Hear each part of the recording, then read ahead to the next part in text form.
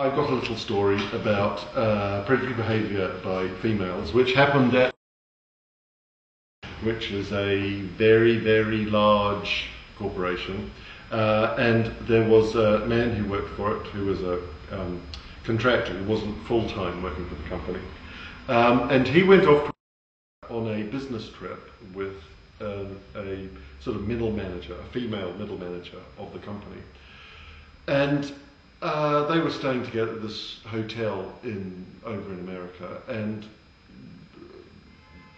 it came round to the evening, and she knocked on his door and sort of came into his room and started talking about, how they should kind of get together and sort of be more friendly and find out more about each other and all that sort of thing. And he said that he already had, he sort of was a bit concerned because this woman was his line manager, and he said,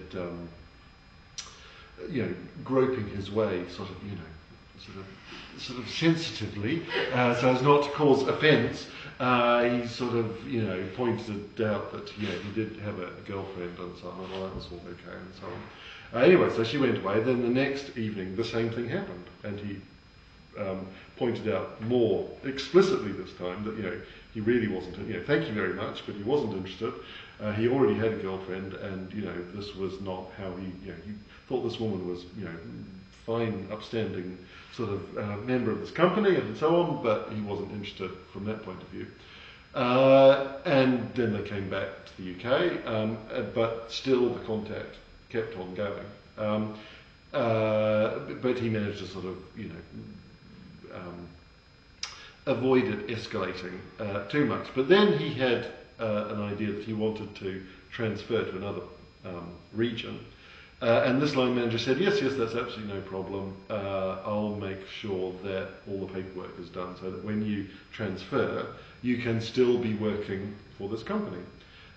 So he moved to this new region and waited for the transfer papers to come through, and waited and waited and waited. And then it turned out that this woman had in fact never done the transfer papers, and he was out of the company. He wasn't able to work for the company anymore. Now he only revealed this to me when I happened to meet him, because I happened to visit that region some months later, and he told me about what had gone on.